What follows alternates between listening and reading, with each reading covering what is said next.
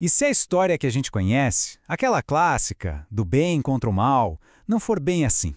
E se na verdade for só uma parte da história? Hoje a gente vai mergulhar numa interpretação, olha, bem diferente. Uma que enxerga Deus e Satanás não como inimigos mortais, mas como peças de um mesmo quebra-cabeça cósmico. Olha, antes da gente seguir, vale um aviso. O que vamos discutir aqui, bom, não é o tipo de coisa que se aprende no catecismo, sabe? Muito pelo contrário. Essa é uma daquelas discussões profundas que rolam em certos círculos filosóficos, meio que nos bastidores. Para a gente conseguir entender essa ideia fascinante, a nossa jornada vai ter 5 paradas. Primeiro, vamos desconstruir o mito do bem contra o mal. Depois, vamos entender as regras do jogo do universo. Aí, vamos conhecer uma figura-chave, o homem primordial, que é o ponto de partida de tudo. Na sequência, vamos ver como a energia vira matéria. E, para fechar, a gente vai entender qual é a verdadeira função da dualidade nessa história toda. Então, vamos lá. O primeiro passo, e talvez o mais importante, é meio que resetar o que a gente acha que sabe. É preciso esquecer, por um momento, aquela imagem de uma guerra celestial entre Deus e o diabo. Nessa nova ótica, Jeová e Ra-Satã não são generais em lados opostos de uma guerra. Pensa neles mais como funções.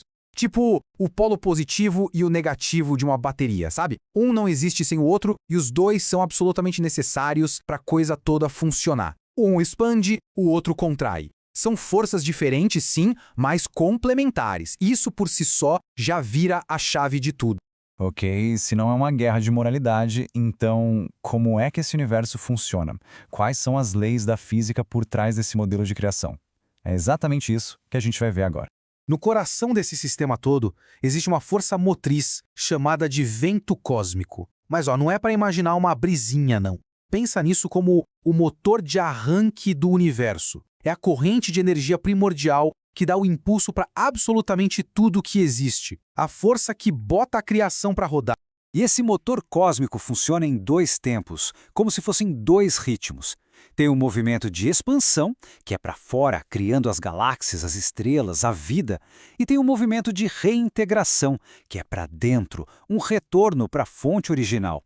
É literalmente como a grande respiração do universo. Ele inspira e ele expira. Tá, mas de onde saem os projetos para criar tudo isso? A resposta, segundo essa visão, está nos arquétipos. Imagina eles como se fossem o código-fonte da realidade, sabe? As plantas originais de onde tudo mais se desenvolve. Uma árvore, um ser humano, um planeta, tudo isso é só a manifestação física de um desses arquétipos primordiais.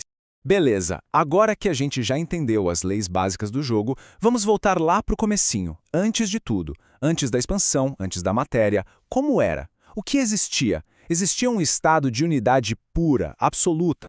Esse estado inicial é conhecido como o homem primordial. E calma, não estamos falando de Adão no Jardim do Éden. É um conceito, uma ideia que representa a totalidade antes de qualquer divisão. Era não físico, sem gênero, um estado de potencial puro, onde tudo existia em perfeita unidade. E o símbolo disso é o tetragrama, aquele nome sagrado de 4 letras que contém todos os princípios da criação juntos. E esse símbolo que está na tela é a chave para visualizar isso. Repara bem, as 4 letras hebraicas, que são os 4 princípios da criação, estão ali, entrelaçadas, formando um círculo perfeito. Essa é a imagem da unidade, do potencial absoluto, antes do primeiro tic-tac do relógio da criação. E como é que a criação começa, então? Não é com uma explosão tipo o Big Bang. É com uma separação sutil. O princípio ativo, a faísca, simbolizado pela letra Yod, se separa do princípio passivo, que é o receptáculo, representado por Re-Val. Essa primeira rachadura na unidade que dá o pontapé inicial para tudo que a gente conhece. A partir dessa separação, a energia começa uma longa jornada para baixo. É um processo de resfriamento, de adensamento, até se tornar o mundo físico que a gente pisa. Vamos seguir essa descida passo a passo.